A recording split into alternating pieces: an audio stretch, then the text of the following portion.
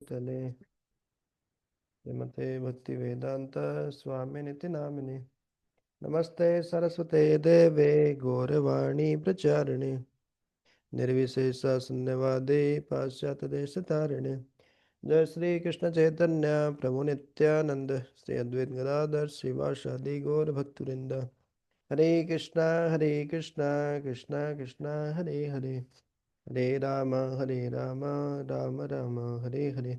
हरे कृष्णा। तो हम पढ़े थे श्रीमद् भागवतम द्वितीय स्कंद सातवां अध्याय भगवान के अवतार।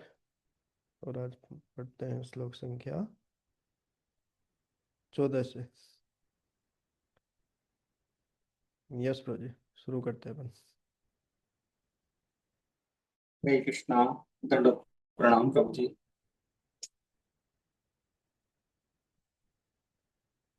त्रैपिष्टपौरुपयहासन सिंहरूपं कृत्वा भ्रमद्रकुटि दृष्टं करालवक्त्रम् दैत्येन्द्रमाशु गदयाभि पतयन्तमारा दुरौ निपात्य विददारनखे स्फुरन्तम्। श्री भगवान ने देवताओं के अदम्य भय को मिटाने के लिए नृसिंह देव का अवतार ग्रहण किया। उन्होंने असुरों के उस राजा हिरण्यकशिपु को अपनी जांघों पर रखकर अपने नाखूनों से विदीर्ण कर डाला, जो हाथ में गदा लेकर श्री भगवान को ललकार रहा था। उस समय उनकी भुएं क्रोध से फड़क रही थी और उनके दांत तथा उनका मुख भयावने लग रहे थे। तात्पर्य: हिरण्यकशिपु तथा उसके महान भगवत भक्त पुत्र प्रहलाद महाराज का जीवन चरित्र श्रीमद् भागवतम के 7वें स्कंद में वर्णित है। भौतिक उपलब्धियों के कारण हिरण्यकशिपु अत्यंत बलशाली बन गया था, पर ब्रह्मा की कृपा से वह अपने आप को अमर मानने लगा था। ब्रह्मा ने उसे अमरत्व का वरदान देने से इनकार कर दिया, क्योंकि वे स्वयं अमर जीव नहीं हैं। किंतु हिरण्यकशिपु ने ब्रह्मा से अपरोक्ष रूप से ऐसा वरदान प्राप्त कर लिया जो लगभग अमर होने के तुल्य था। हिरण्यकशिपु को विश्वास था कि वह न तो किसी मनुष्य या देवता द्वारा और न किसी ज्ञात हथियार से मारा जा सकता है, न ही वह दिन में अथवा रात में मारा जा सकता है। फिर भी श्री भगवान ने आधा नर तथा आधा सिंह रूप में अवतार ग्रहण किया, जो हिरण्यकशिपु जैसे भौतिक असुर के लिए अकल्पनीय था। इस प्रकार श्री भगवान ने ब्रह्मा के वर को ध्यान में रखते हुए उसका वध कर दिया। उन्होंने उसे अपनी गोद में रखकर मारा, जिससे उसका वध न तो पृथ्वी पर हुआ न जल या आकाश में। भगवान नरसिंह ने अपने नाखूनों से हिरण्यकशिपु को विदीर्ण किया, जो उसकी बुद्धि की सीमा के किसी मानवीय हथियार से परे था। हिरण्यकशिपु का शाब्दिक अर्थ है वह जो स्वर्ण तथा मृदु सैया के भंवर जाल में रहे, जो सभी भौतिकतावादी मनुष्यों का परम लक्ष्य होता है। ऐसे आसुरी मनुष्य जिनका श्री भगवान से कोई वास्ता नहीं होता, भौतिक समृद्धि से प्राय इतराने लगते हैं और श्री भगवान की सत्ता को चुनौती देते हुए उनके भक्तों का उत्पीड़न प्रारंभ कर देते हैं। प्रहलाद महाराज हिरण्यकशिपु के ही पुत्र थे, और चूंकि वे महान भक्त थे, इसलिए पिता उन्हें उसके लिए संभव था उतना भरसक कष्ट पहुंचाता था। इस परिस्थिति में भगवान नरसिंह देव के रूप में अवतरित हुए और देवों के शत्रु हिरण्यकशिपु को इस प्रकार मारा, जो उसकी बुद्धि के लिए अकल्पनीय था। सर्वशक्तिमान श्री भगवान सदा ही ईश्वर विहीन असुरों की भौतिकवादी योजनाओं को विफल करने वाले हैं।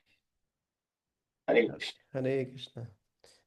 तो लास्ट की लाइन प्रभुपा जी लिख रहे हैं, सर्वशक्तिमान भगवान सदा ही ईश्वर विहीन असुरों की भौतिकतावादी योजनाओं को विफल करने वाले हैं। तो एक एक करके बहुत योजनाएं बनाते हैं। हम भी योजनाएं कम नहीं बनाते। भगवान की सेवा के लिए बनाए ठीक है, लेकिन इंद्रिय तृप्ति के लिए, जैसे हिरण्यकशिपु। हिरण्यकशिपु का अर्थ है हिरण मतलब सोना, और कशिपु मतलब होता है सॉफ्ट बेड। इंद्रिय तृप्ति तो या तो पैसा, और या दूसरा अ, अ, आहार निद्रा भय मैथुन। मैथुन। तो ये दो ही चीजें हैं जिनके लिए व्यक्ति दिन भर इतना मेहनत करता है, कठोर मेहनत करता है, संघर्ष करता है, और बहुत सारी योजनाएं बनाता है कि एक दिन हम कामयाब हो जाएंगे, एक दिन हम होंगे कामयाब। लेकिन वो कभी कामयाब नहीं होते, भगवान विफल करने वाले हैं।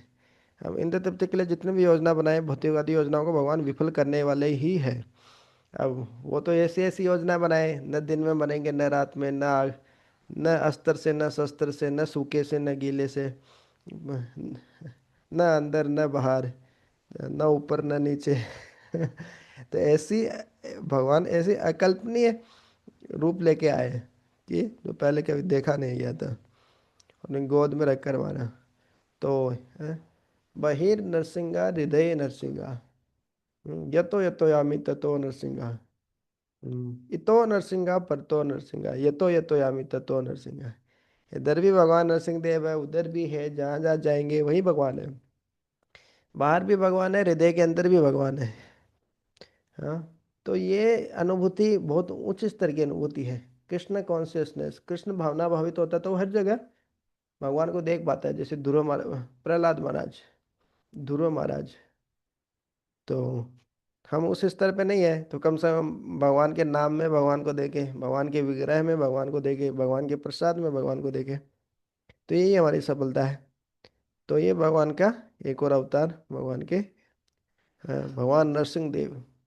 भौतिक विघ्न आते हैं, सामान्यतः भौतिक जीवन में कष्ट आते हैं, तो भगवान नरसिंह देव के पास में ही जाते हैं। मंदिर में 5 अल्टर है, तो सबके पास में जाके भौतिक समस्याओं के लिए प्रार्थना नहीं करते हैं, भगवान नरसिंह देव के लिए से ही करते हैं सामान्यतः। बाकी भगवानों से ये भौतिक प्रार्थनाएं नहीं करते हैं, आध्यात्मिक प्रार्थना ही करते हैं सामान्यतः। हम्म। सरस्योरुबलेन पदे गृहीतो ग्राहेण यूथ पतिरम्बुजहस्त आर्तः आदे आहेदमादिपुरुषाखिल लोकनाथ तीर्थ स्रव श्रवण मंगल नामधेय। अत्यंत बलशाली मगर के द्वारा नदी के भीतर पांव पकड़ लिए जाने से हाथियों का नायक अत्यंत पीड़ित था। उसने अपनी सूंड में कमल का फूल लेकर श्री भगवान को इस प्रकार संबोधित किया, हे आदि भोक्ता, हे ब्रह्मांड के स्वामी, हे उद्धारक, हे तीर्थ के समान विख्यात आपके पवित्र नाम जो जपे जाने के योग्य हैं, उनके श्रवण मात्र से सभी लोग पवित्र हो जाते हैं। तात्पर्य, नदी के भीतर बलशाली मगर ग्राह द्वारा हाथियों के नायक गजेंद्र का पैर पकड़ लिए जाने की कथा श्रीमद् भागवतम के 8वें स्कंद में वर्णित है। चूंकि श्री भगवान ही परम ज्ञान है, अतः उनके पवित्र नाम तथा श्री भगवान में कोई भेद नहीं है।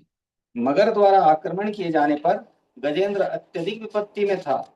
यद्यपि हाथी सदैव मगर से बलवान होता है, किंतु जल में होने पर मगर हाथी से अधिक बलशाली बन जाता है। क्योंकि हाथी अपने पूर्वजन्मों में श्री भगवान का महान भक्त था, अतः अपने पुण्य कर्मों के कारण वह श्री भगवान का नाम उच्चारण करने में समर्थ हुआ। इस भौतिक जगत में प्रत्येक जीवात्मा सदैव कष्ट में रहता है, क्योंकि यह जगत ही ऐसा है। पग पग पर विपत्तियों का सामना करना पड़ता है, किंतु जिसने पूर्व जन्म में पुण्य किए हैं, वह अपने आप को श्री भगवान की भक्ति में सेवा में लगाए रखता है, जिसकी पुष्टि श्रीमद् भगवद गीता 7:16 में हुई है।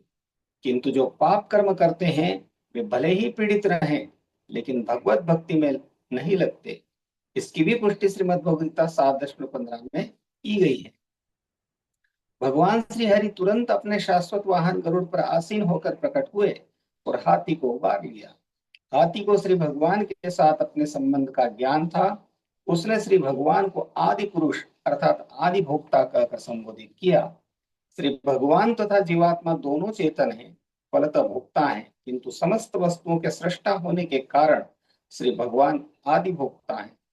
परिवार में पिता तथा उसके पुत्र निश्चित रूप से भोक्ता होते हैं, किंतु पिता आदि भोक्ता है और पुत्र परवर्ती भोक्ता होते हैं। शुद्ध भक्त यह भली भांति जानता है कि इस ब्रह्मांड की समस्त वस्तुएं श्री भगवान की संपत्ति है और जीवात्मा किसी भी वस्तु का उपभोग उनकी आज्ञा के अनुसार ही कर सकता है। यदि उनकी आज्ञा न रहे तो मनुष्य निर्दिष्ट वस्तु का स्पर्श तक नहीं कर सकता। आदि भोक्ता की विशद व्याख्या श्री ईशोपनिषद में की गई है, जो श्री भगवान तथा अपने में होने वाले इस अंतर को समझता है, वह श्री भगवान को पहले अर्पित किए बिना कोई भी वस्तु ग्रहण नहीं करता। हाथी ने श्री भगवान को अखिल लोकनाथ अर्थात ब्रह्मांड के स्वामी कहकर संबोधित किया, अतः वे हाथी के भी स्वामी हुए। हाथी श्री भगवान का शुद्ध भक्त होने के कारण ग्राह के आक्रमण से रक्षा किए जाने का अधिकारी था ही, और चूंकि यह श्री भगवान का व्रत है कि उनके भक्त कभी भी नष्ट नहीं होंगे, अतः यह उचित ही था कि हाथी ने श्री भगवान को अपनी रक्षा के लिए बुलाया और दयालु श्री भगवान तुरंत आए। यूं तो श्री भगवान सबके रक्षक हैं, किंतु जो व्यक्ति इतना अहंकारी है कि वह श्री भगवान की श्रेष्ठता को स्वीकार नहीं करता या उनके तुल्य होने का दावा करता है, उसकी अपेक्षा श्री भगवान उसकी रक्षा पहले करते हैं जो उनकी श्रेष्ठता को स्वीकार करता है। वे सदैव श्रेष्ठ हैं। श्री भगवान का शुद्ध भक्त अपने तथा श्री भगवान के बीच के इस अंतर को जानता है, अतः शुद्ध भक्त को पूर्णतः आश्रित होने के कारण वरीयता प्राप्त होती है, किंतु जो श्री भगवान के अस्तित्व को नकारता है और अपने आप को भगवान घोषित करता है वह असुर कहलाता है। अतः उसे सीमित संरक्षण प्राप्त होता है, और वह भी उतना ही जितने की श्री भगवान अनुमति देते हैं। चूंकि श्री भगवान सर्वश्रेष्ठ हैं, अतः उनकी सिद्धि भी श्रेष्ठतम है, इसकी कोई कल्पना तक नहीं कर सकता। हाथी ने श्री भगवान को तीर्थ स्रवः कहकर संबोधित किया है, जिसका अर्थ है तीर्थ स्थान के समान विख्यात। लोग तीर्थ स्थान में अपने अज्ञात पापों के फलों से निवृत्त होने के लिए जाते हैं, किंतु मनुष्य केवल श्री भगवान के पवित्र नाम का स्मरण करने से ही अपने पाप कर्मों से निवृत्त हो सकता है। अतः श्री भगवान तीर्थ स्थान के समान ही उत्तम है। मनुष्य तीर्थ स्थान में जाने पर पाप मुक्त हो सकता है, किंतु श्री भगवान का पवित्र नाम लेकर वह घर बैठे या अन्यत्र रहते हुए पापों से छुटकारा पा लेता है।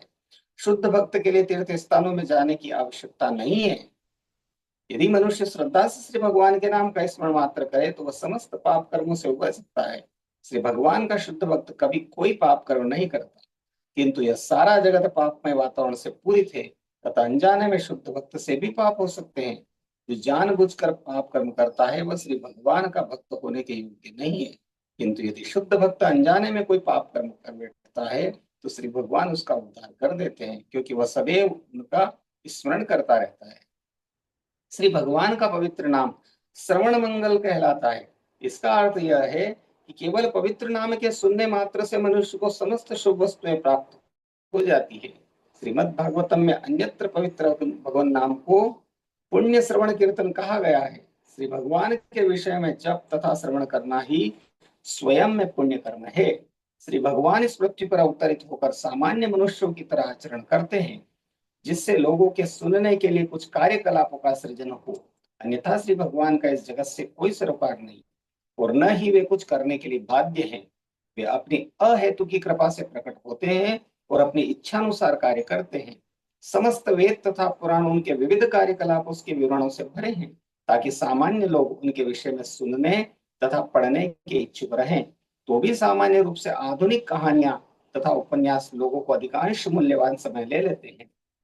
ऐसा साहित्य कभी कोई भलाई नहीं कर सकता, उल्टे वह नवयुवकों के मन को आंदोलित करने वाला होता है, जिसमें रजो तथा तमोगुणों की वृद्धि होती है, जिससे भवबंधन प्रगाढ़ होता जाता है। सुनने तथा पढ़ने की इस प्रवृत्ति का सदुपयोग श्री भगवान के कार्यकलापों को सुनने और पढ़ने में किया जा सकता है। इससे चतुर्दिक लाभ होगा। अतः निष्कर्ष यह निकलता है कि पवित्र भगवान नाम तथा उनके आख्यान श्रवणीय है, इसलिए उन्हें यहाँ पर नामधेय कहा गया है, जिसका अर्थ है वे जिनका पवित्र नाम जप कीर्तन करने योग्य है। हरे कृष्ण। हरे कृष्ण। तो ये भगवान की जो गजेंद्र लीला है, गजेंद्र लीला का वर्णन यहाँ पे कर रहे हैं। हम्म। तो गजेंद्र जो थे वो अपने पूर्व जन्म में क्या थे, और जो मगरमच्छ थे वो कौन थे। तो इसमें बहुत ही सुंदर एक वीडियो बनाया हुआ है आ, भक्ति लेब पे, यूट्यूब चैनल है भक्ति लेब गजेंद्र लीला। तो ये बहुत ही अच्छा प्रसंग है, भगवान कितने भक्त वत्सल है। बस एक फूल उठा के ऑफर किया भगवान को और भगवान आ गए।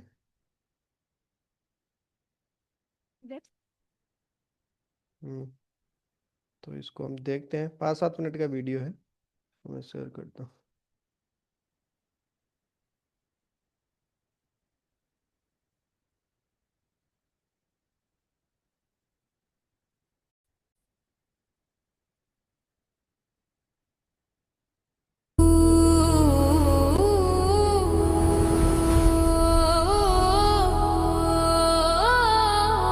गजेंद्र की कहानी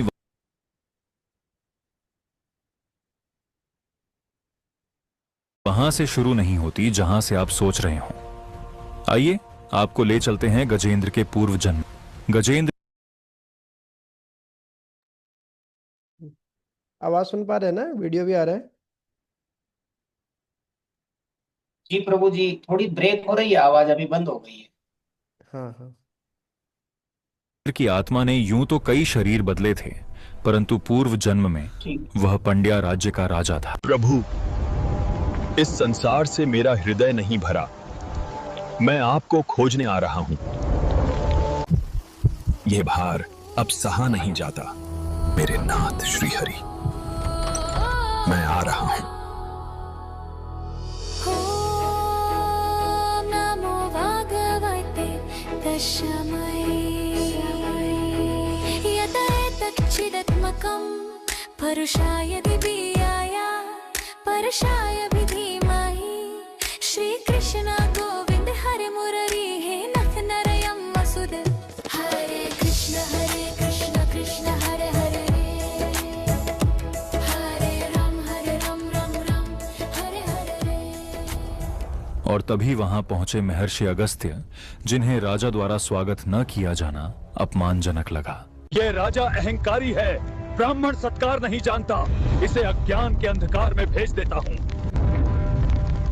इंद्रद्युम्न, अगले जन्म में तू हाथी बनेगा। यह भी श्रीहरि की इच्छा है। इस प्रकार राजा इंद्रद्युम्न ही आगे चलकर महाशक्तिशाली गजेंद्र बने। जंगल की राह में हर दिन हंसी के फूल खिल जाते थे।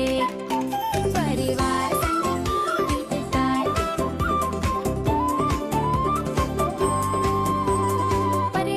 संग बिताए पलों में दिल के तार खुद बज जाते थे। उसी समय गंधर्वराज हुहू के साथ भी कुछ असाधारण होने वाला था। देखो, आज मैं सबको हरा दूंगा। उसी सरोवर में महर्षि देवल तप में लीन थे, पर हुहू ने उनसे मजाक करने का दुस्साहस कर दिया। ऋषिवर, पकड़ लिया। दुष्ट, तू इस क्षण मगर बनेगा। तेरा उद्धार एक हाथी भक्त के कारण होगा।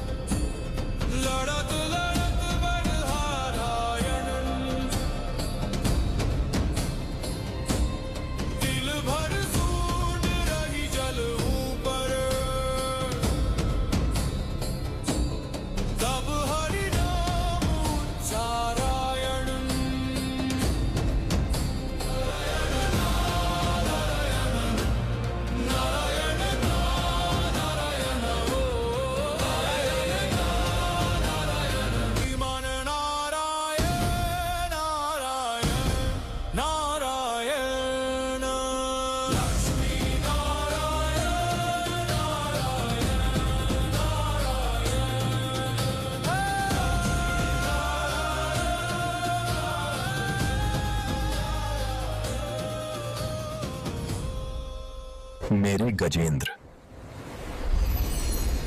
मैं आ रहा हूं। मेरे गजेंद्र, मैं आ रहा हूं। गरुड़, गरुड़, गरुड़।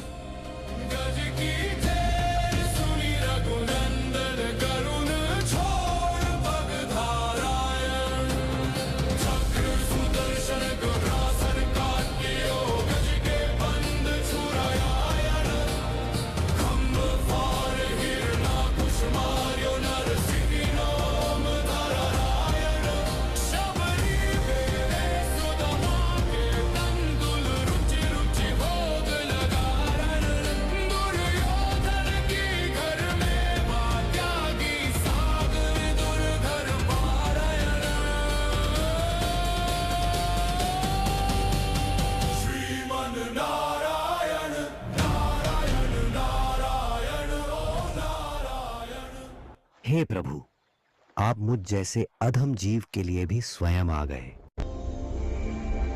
गजेंद्र, तुमने पुकारा ही इतना प्रेम से कि मैं रुक न सका।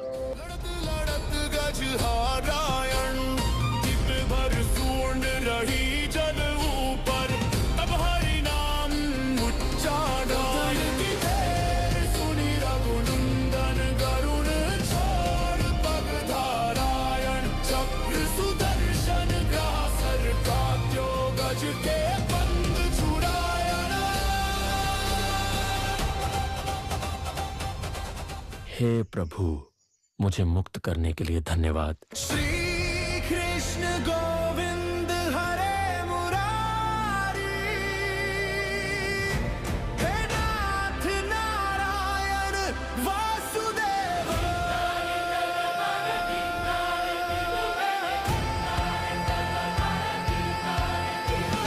श्री कृष्ण गोविंद हरे मुरारी, हे नाथ नारायण वासुदेव। पितुमात स्वामी सखा हमारे, हे नाथ नारायण वासुदेव। ठाकुर हमारे प्राणों से प्यारे, तुम हो हमारे। हे नाथ नारायण वासुदेव। चितमारी जय मुरारी, चितमारी जय मुरा, चितमारी जय मुरारी। हे राजन, जो भी मनुष्य इस कथा को सुनता या सुनाता है, उसके सभी पाप नष्ट हो जाते हैं।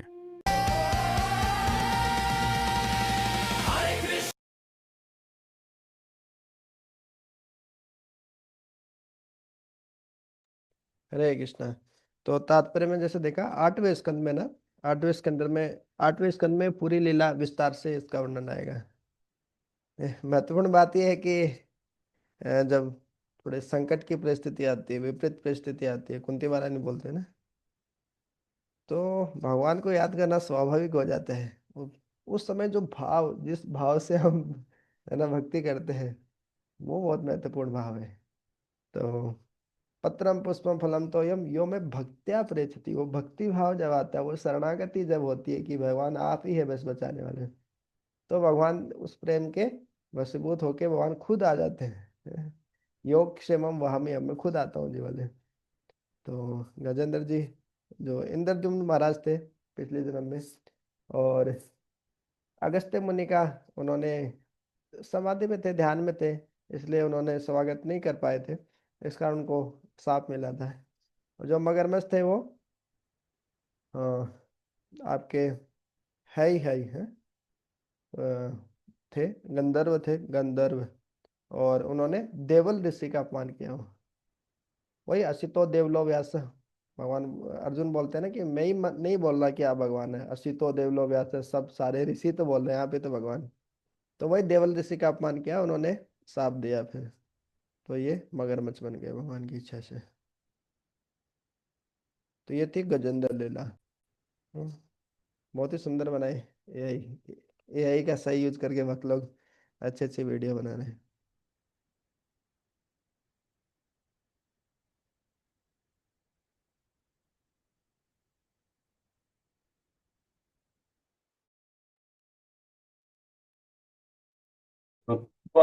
हरिस्त मरणार्थिन प्रमेय चक्रायुध पतग कराज भुजाधिरूढ़ चक्रेण नक्रवदनं विनिपाट्य तस्मादस्ते तद्गृह भगवान कर्पयोच्चहार। हाथी की पुकार सुनकर श्री भगवान को लगा कि उसे उनकी अविलंब सहायता की आवश्यकता है, क्योंकि वह भयंकर संकट में था। तब श्री भगवान पक्षीराज गरुड़ के पंखों पर आसीन होकर अपने आयुध चक्र से सज्जित होकर वहां पर तुरंत प्रकट हुए। उन्होंने हाथी की रक्षा करने के लिए अपने चक्र से मगर के मुंह के खंड खंड कर दिए और हाथी को सूंड से पकड़कर उसे बाहर निकाल दिया। तात्पर्य, श्री भगवान अपने वैकुंठ लोक में रहते हैं कोई यह अनुमान नहीं कर सकता कि यह लोक कितनी दूर स्थित है, किंतु ऐसा कहा जाता है कि यदि कोई वायुयान से या मनोयान से उस लोक तक पहुंचना चाहे तो लाखों वर्षों तक यात्रा करने पर भी वहां नहीं पहुंच सकेगा। आधुनिक विज्ञानियों ने वायुयानों का आविष्कार किया है, किंतु वे भौतिक है, जबकि योगी मन रूपी यान से यात्रा करने का प्रयास करते हैं। ये योगी अपने मनोयान से तुरंत ही कितनी भी दूर पहुंच सकते हैं, किंतु ईश्वर के राज्य वैकुंठ लोक तक न तो वायुयान की न मनोयान की ही पहुंच है, क्योंकि वह भौतिक आकाश से बहुत परे स्थित है। ऐसी स्थिति में भला हाथी की प्रार्थना उतनी दूर तक कैसे सुनाई पड़ी और श्री भगवान तत्क्षण उस स्थान पर कैसे पहुंच गए? मानव कल्पना से इन बातों की गणना संभव नहीं है। यह सब श्री भगवान की अनंत शक्ति से ही संभव हो सका। इसलिए श्री भगवान को यहाँ अप्रमेय कहा गया है, क्योंकि सर्वाधिक बुद्धिमान मनुष्य का मस्तिष्क कभी गणित की गणना से उनकी शक्तियों की कल्पना नहीं कर सकता। श्री भगवान इतनी दूरी से भी सुन सकते हैं, खा सकते हैं और एक पल के अंतराल में सभी स्थानों में एक साथ प्रकट हो सकते हैं। ऐसी ऐसी भगवान के सर्वशक्तिवानता। हरे कृष्ण। हरे कृष्णा। तो इसमें आता है कि वर्णन, एक भजन, हिंदी भजन है, हे गोविंद हे गोपाल, गजेंद्र मोक्ष की लीला पे आधारित है वो। संत भक्ति 400 में गुरु महाराज भी गाते थे, जब उज्जैन आते थे कभी कभी गाते थे उसको, हे गोविंद हे गोपाल। तो उसमें बताते कि किस प्रकार से बोले कि गरुड़ को जितने देर में गरुड़ आए उससे पहले भगवान पहुंच गए थे। जैसे इसमें तो ये बताया कि पहले गरुड़ को बुलाया, उसके उसमें बैठ के आए, तो बोले कि जब गरुड़ पहुंचे उससे पहले ही भगवान पहुंच गए। हे गोविंद हे गोपाल, हिंदी भजन ही है ये, काफी फेमस है।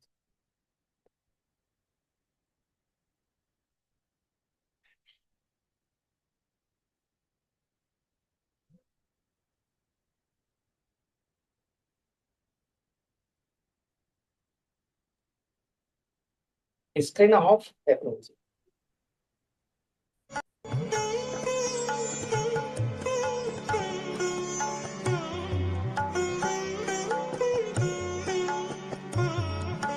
हे गोविंद हे गोपाल, हे गोविंद राखो शरण, अब तो जीवन हारे। हे गोविंद हे गोपाल, हे गोविंद राखो शरण, अब तो जीवन हारे। हे गोविंद हे गोपाल।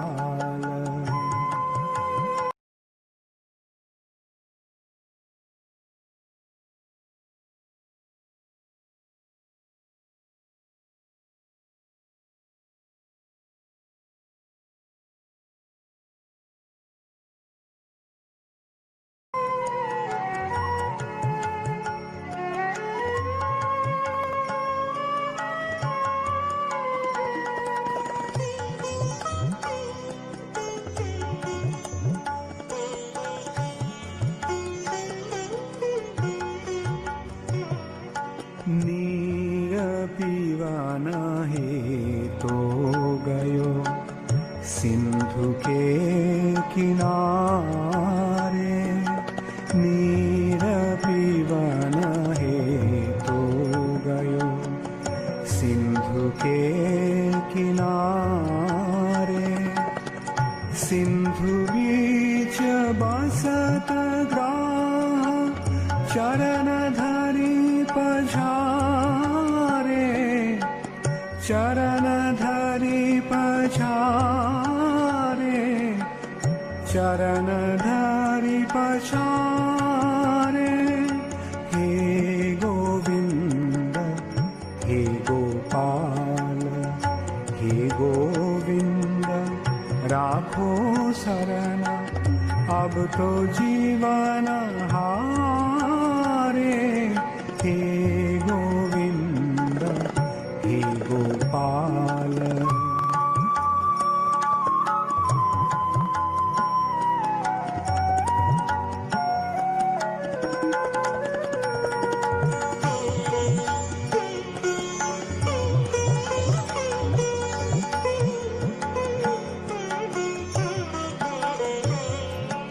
चार प्रहर युद्ध भयो, ले गयो मझधारे।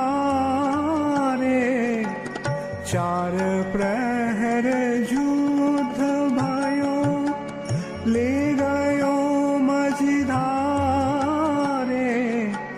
नाक कान डूबन लागे, कृष्ण को पुकारे। कृष्ण को पुकारे, कृष्ण को पुकारे। हे गोविंद हे गोपाल, हे गोविंद राखो शरण। अब तो जीवन हारे। हे गोविंद हे गोपाल।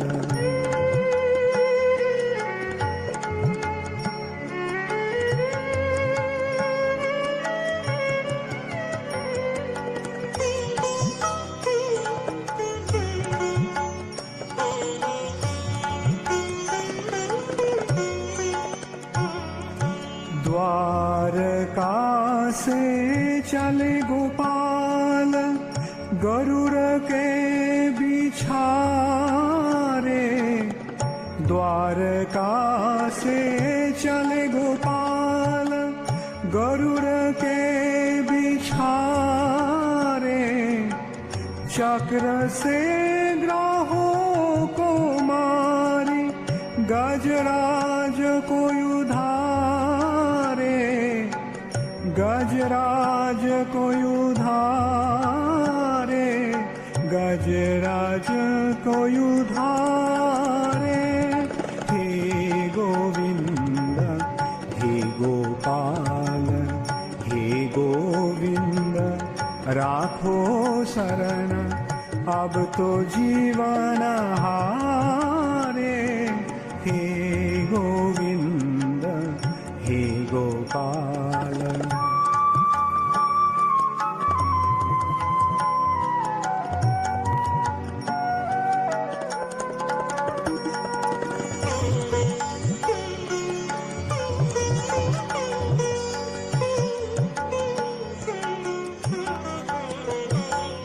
सूर काहे श्याम सुना, शरणई तोहारे।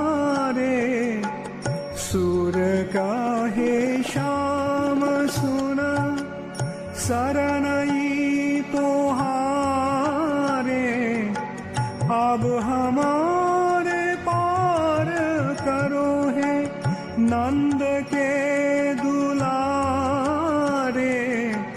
नंद के दुलारे, नंद के दुलारे। हे गोविंद हे गोपाल, हे गोविंद राखो शरण। अब तो जीवन हारे। हे गोविंद हे गोपाल, हे गोविंद राखो शरण। अब तो जीवन हारे। हे गोविंद हे गोपाल।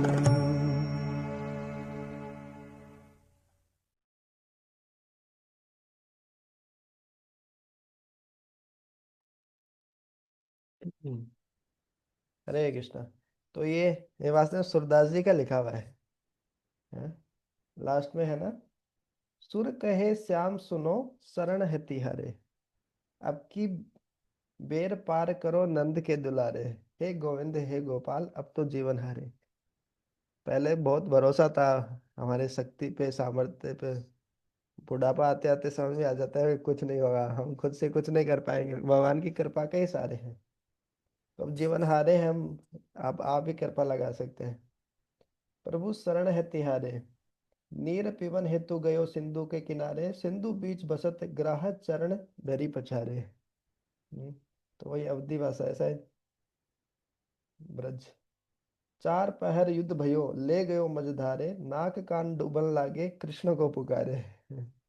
तो ये भक्ति चारू से महाराज जब उज्जैन मंदिर आते थे, अपने इस्कॉन मंदिर उज्जैन मंदिर, तो इसको गाते थे, कभी कभी गाते थे, क्योंकि ज्यादातर वैष्णव भजन बांग्ला में है। और हिंदी वासियों को थोड़ी समस्या हो जाती है बांग्ला समझने में, अर्थ बता के गाते हैं तो समझ में आता है, लेकिन ऐसे थोड़ी हो सकता है कई बार समझ आ जाए, तो कुछ कुछ हिंदी भजन गाते थे भक्ति चारू स्वामी महाराज, तो ये हिंदी भजन हिंदी में गाए थे ये वाला। हम्म। हे गोविंद बहुत सुंदर भजन है, सूरदास जी का लिखा हुआ है। तो ये गजेंद्र मोक्ष लीला हमने देखी, और श्लोक संख्या आज हमने देख लिया।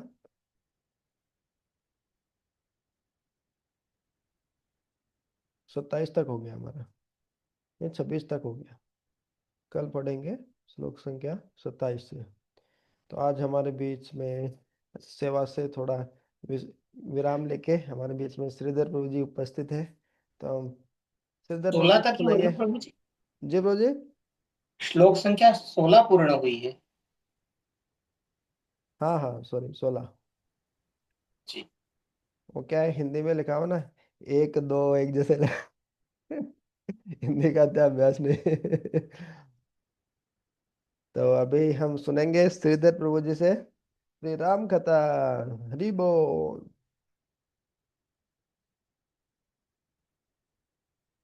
काफी दिनों बाद सुनने का मौका मिल रहा है।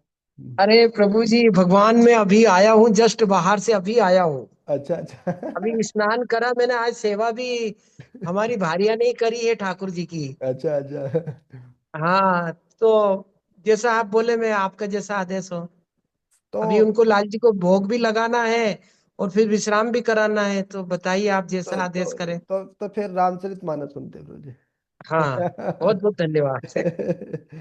ऐसी कृपा कर दो हमारे ऊपर, तो क्या बात है। नहीं, आपको जब समय रहेगा तभी सुनेंगे प्रभु जी। हाँ हाँ। आपकी सेवा में व्यवधान नहीं होना चाहिए।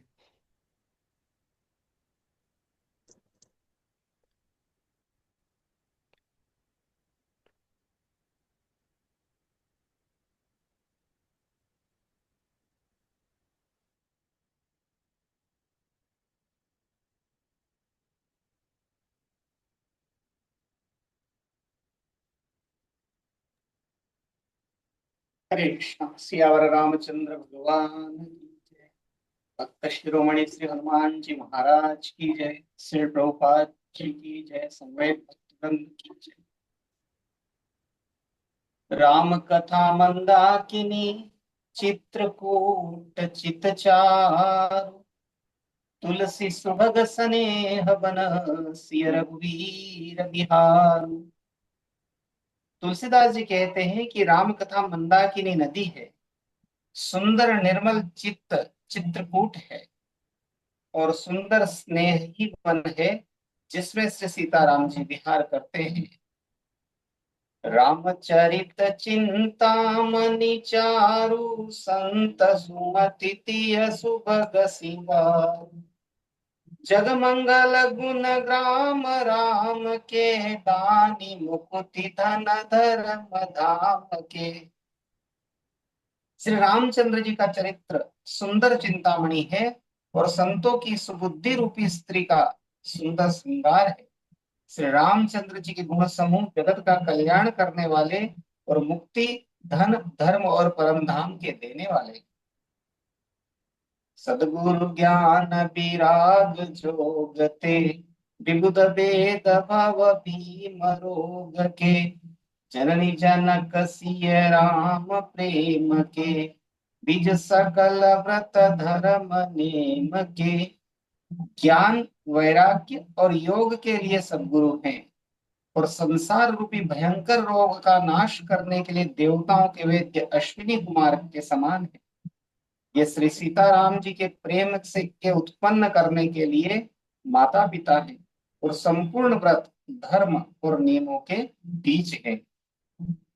समन पाप संताप शोक के, प्रिय पालक परलोक लोक के। सचिव सुभट भूपति विचार के, कुंभ जलोभ उदधि अपार के। पाप, संताप और शोक का नाश करने वाले तथा इस लोक और परलोक के प्रिय पालन करने वाले हैं। विचार ज्ञान रूपी राजा के शूरवीर मंत्री और लोभ रूपी अपार समुद्र के सोखने के लिए अगस्त्य मुनि है। काम कोह कलिमल करिगन के हरि सावक जन मन बन के अतिथि पूज्य प्रियतम पुरारी के काम दघन दारी दवारी के। भक्तों के मन रूपी वन में बसने वाले काम, क्रोध और कलयुग के पाप रूपी हाथियों के मारने के लिए सिंह के बच्चे हैं। शिव जी के पूज्य और प्रीतम अतिथि हैं और दरिद्रता रूपी दावा नल के बुझाने के लिए कामना पूर्ण करने वाले मेघ है। अर्थात विभिन्न उपमाओं के माध्यम से भगवान श्री राम और राम कथा की महिमा का बखान यहाँ पर गोस्वामी जी महाराज कर रहे हैं।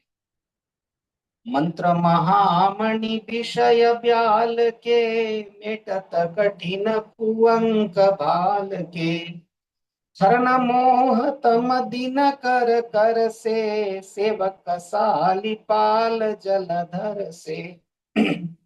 विषय रूपी सांप का जहर उतारने के लिए मंत्र और महामणि, ये ललाट पर लिखे हुए कठिनता से मिटने वाले बुरे लेखों मंद प्रारब्ध को मिटा देने वाले, अज्ञान रूपी अंधकार के हरण करने के लिए सूर्य किरणों के समान और सेवक रूपी धान के पालन करने में मेघ के समान है।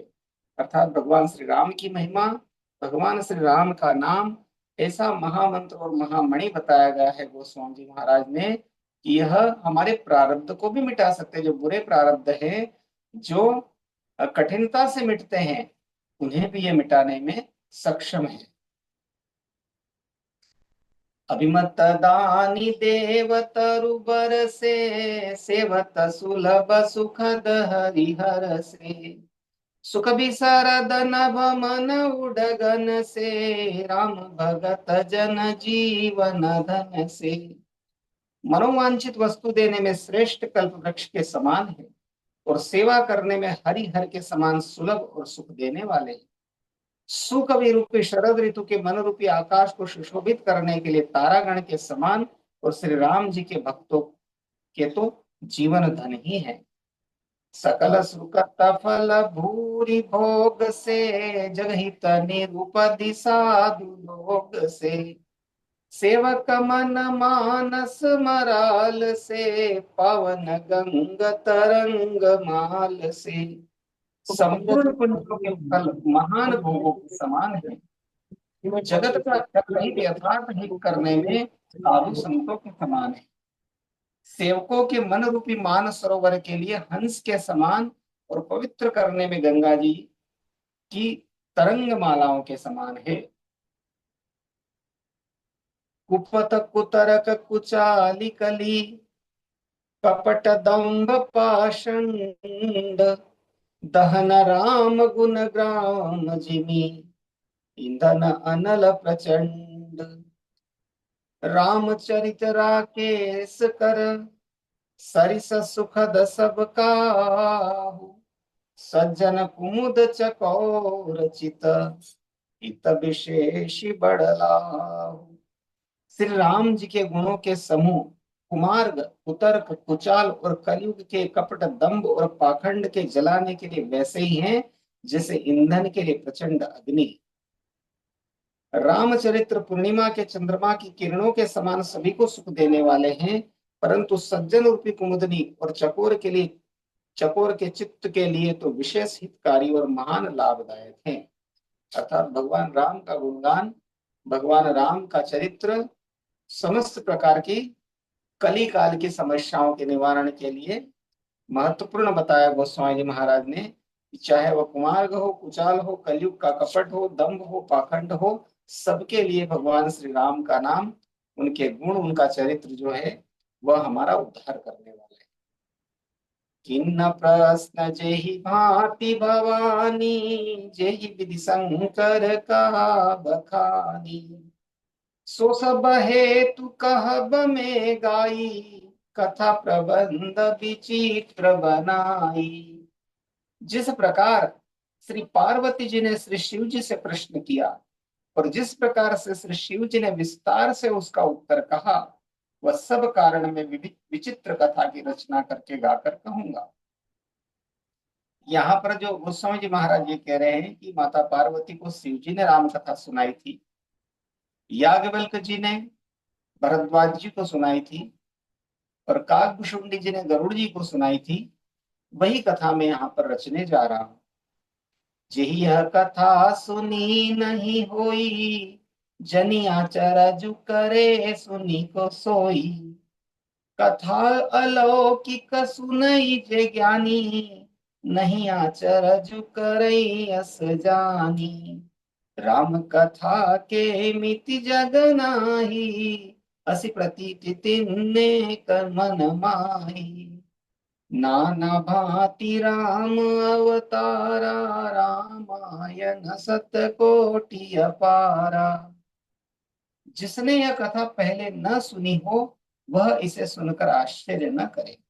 जो ज्ञानी इस विचित्र कथा को सुनते हैं, वो यह जानकर आश्चर्य नहीं करते कि संसार में राम कथा की कोई सीमा नहीं है, राम कथा अनंत है। उनके मन में ऐसा विश्वास रहता है। नाना प्रकार से श्री रामचंद्र जी के अवतार हुए हैं और 100 करोड़ तथा अपार रामायण है। अर्थात भगवान राम के चरित्र को किसी सीमा में नहीं बांधा जा सकता, उसकी कोई सीमा नहीं है, वो अनंत है। उनकी कृपा अनंत है। हरि अनंत, हरि कथा अनंता। कल्प वेद हरि चरित सुहाए, भांति अनेक मुनि सन गाए। करियन संशय असुर आनी, सुनिय कथा सादर रति मानी। कल्प भेद के अनुसार श्री हरि के सुंदर चरित्रों को मुनीश्वरों ने अनेकों प्रकार से गाया है। हृदय में ऐसा विचार कर संदेह न कीजिए और आदर सहित प्रेम से इस कथा को सुनिए। यहाँ कल्प भेद में कुछ अंतर आ सकता है कथा में, इस प्रकार से गोस्वामी जी महाराज कह रहे हैं, क्योंकि विभिन्न मुनीश्वरों के द्वारा अलग अलग प्रकार से भगवान की गाथा को गाया है। राम अनंत अनंत गुण, अमित कथा विस्तार।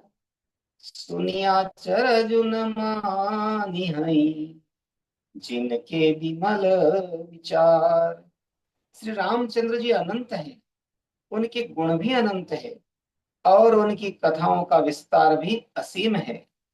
अतएव जिनके विचार निर्मल हैं, वे इस कथा को सुनकर आश्चर्य नहीं मानेंगे।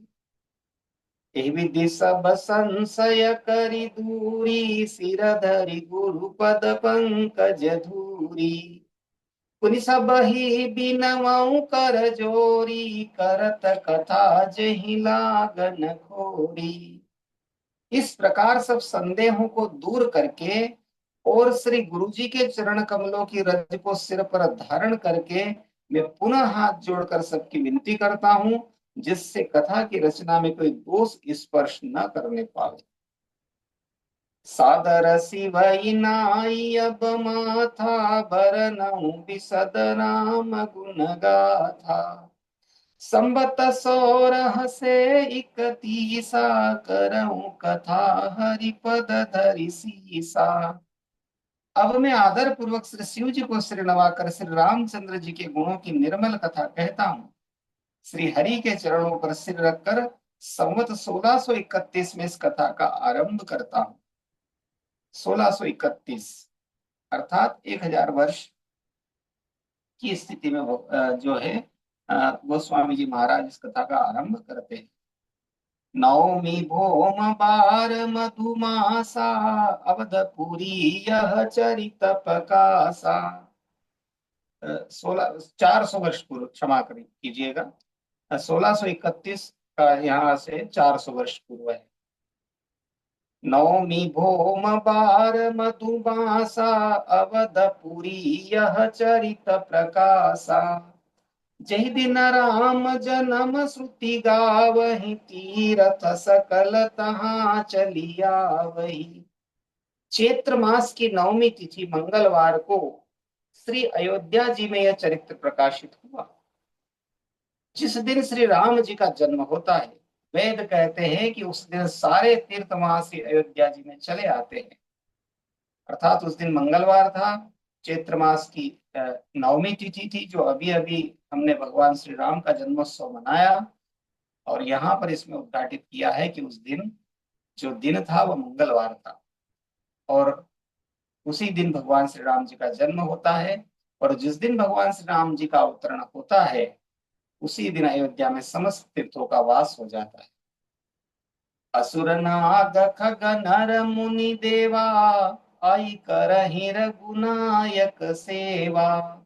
जन्म महोत्सव रचहि सुजाना, करहि राम कल कीरति गाना। असुर नाग पक्षी मनुष्य मुनि और देवता सब अयोध्या जी में आकर श्री रघुनाथ जी की सेवा करते हैं। बुद्धिमान लोग जन्म का महोत्सव मनाते हैं और श्री राम जी की सुंदर कीर्ति का गान करते हैं। मज्जहि सज्जन वृंद बहु, पावन सरजू नीर। जपहि राम धरि ध्यान उर, सुंदर श्याम शरीर। सज्जनों के बहुत से समूह उस दिन श्री सरयू जी के पवित्र जल में स्नान करते हैं और हृदय में सुंदर श्याम श्री रघुनाथ जी का ध्यान करके उनके नाम का जप करते हैं। तरस परस जन अरूपाना, हरई पाप कह वेद पुराना। नदी पुनीत अमित महिमा, अति कही न सकई शारदा विमल मति। वेद पुराण कहते हैं कि श्री सरयू जी का दर्शन, स्पर्श, स्नान और जलपान पापों को हरता है। यह नदी बड़ी ही पवित्र है और इसकी महिमा अनंत है, जिसे विमल बुद्धि वाली सरस्वती जी भी नहीं कह सकती। राम धाम दापुरी सुहावनी, लोक समस्त विदित अति पावनी। चारि खानी जग जीव अपारा, अवदत जे तनु नहीं संसारा। ये शोभायमान अयोध्यापुरी श्री रामचंद्र जी के परम धाम की देने वाली, सब लोकों में प्रसिद्ध है और अत्यंत पवित्र है। जगत में अंडस, स्वेदज, बीज और जरायुज चार खानी प्रकार के अनंत जीव है। इसमें से जो कोई भी अयोध्या जी में शरीर छोड़ते हैं वे फिर संसार में नहीं आते, जन्म मृत्यु के चक्कर से छूटकर भगवान के परम धाम में निवास करते हैं। सब विधि पुरी मनोहर जानी, सकल सिद्धि प्रद मंगल खानी। विमल कथा कर किन्नरंभा, सुनत न साहि काम मद दंभा। इस अयोध्यापुरी को सब प्रकार से मनोहर, सब सिद्धियों की देने वाली और कल्याण की खान समझकर मैंने इस निर्मल कथा का आरंभ किया, जिसके सुनने से काम, मद और दंभ नष्ट हो जाते हैं। इन चौपाइयों में गोस्वामी जी महाराज अयोध्यापुरी तथा सरयू नदी की महिमा का वर्णन करते हैं। रामचरित मानस एहि नामा, सुनत श्रवण पाई अभिश्रामा। मन करी विषय अनल बन जरई, होय सुखी जो ऐसर परई। इसका नाम रामचरितमानस है, जिसके कानों से सुनते ही शांति मिलती है। मन रूपी हाथी विषय रूपी दावानल में चल रहा है, वह यदि इस रामचरितमानस रूपी सरोवर में आ पड़े तो सुखी हो जाए। चौपाई में कहा गया है कि जो हमारा मन रूपी हाथी है वो भौतिक विषयों में के दावानल में जल रहा है, और यदि रामचरितमानस रूपी सरोवर में वह आ जाए तो वह उसे शीतलता प्राप्त हो जाती है। रामचरित मानस मुनि भावन, बिरचेउ शंभु सुहावन पावन। त्रिविध दोष दुख दारिद्र दावन, कलि कुचालि कुलि कलुषन सावन।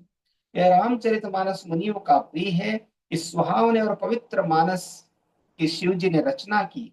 यह तीनों प्रकार के दोषों, दुखों और दरिद्रता को तथा कलयुग की कुचालों को, सब पापों का नाश करने वाला है। रचि महेश निज मानस राखा, पाई सुसमाउ शिवासन भाषा। ताते रामचरित मानस बरद, धरे नाम ही हरि हर शिहर। श्री महादेव जी ने इसको रचकर अपने मन में रखा था और स्व अवसर पाकर पार्वती जी से कहा। इसी से शिव जी ने इसको अपने हृदय में देखकर और प्रसन्न होकर इसका सुंदर रामचरितमानस नाम रखा। यहाँ पर कहा गया है कि रामचरितमानस का नाम जो है वह नामकरण भगवान शिव जी ने किया था। कहूँ कथा सोई सुखद सुहाई, सादर सुनहु सुजन मन लाई। मैं उसी सुख देने वाली सुहावनी राम कथा को कहता हूँ। है सज्जनों, आदर पूर्वक मन लगाकर इसे सुनिए। जस मानस जहि विधि भयऊ, जग प्रचार जहि हेतु। अब सोई कहूँ प्रसंग सब, सुमिर उमा वृषकेतु। सियावर रामचंद्र शंकर। हरे कृष्णा। जगत गुरु श्री प्रभुपाद जी की जय। जय। बहुत बहुत धन्यवाद प्रभु जी। बहुत ही प्रामाणिक है, मतलब कि किस प्रकार से याज्ञवल्क्य जी भरद्वाज जी को सुनाते हैं, फिर काक भुसुंडी है उनको सुनाते हैं, और फिर किस तरीके से ये परंपरा में आ रही बोले। ये बहुत ही प्रामाणिक है, संदेह मत कीजिएगा। मैं भी कई बार संदेह कर देता, मतलब कि कितना प्रामाणिक है क्या। तुलसीदास जी वाले कल्प भेद हो सकता है कई कई चीजों में, लेके कि कई कई चीजें हैं जिनमें थोड़ा सा वो रहता है कि कोई बोलता है लक्ष्मण रेखा नहीं है, वाल्मीकि रामायण में नहीं है, इसमें है उसमें नहीं है, कुछ कुछ प्रसंग है, लेकिन वो कल्प भेद, वही कारण रहता है कल्प भेद। तो इसके कारण होता है ऐसे।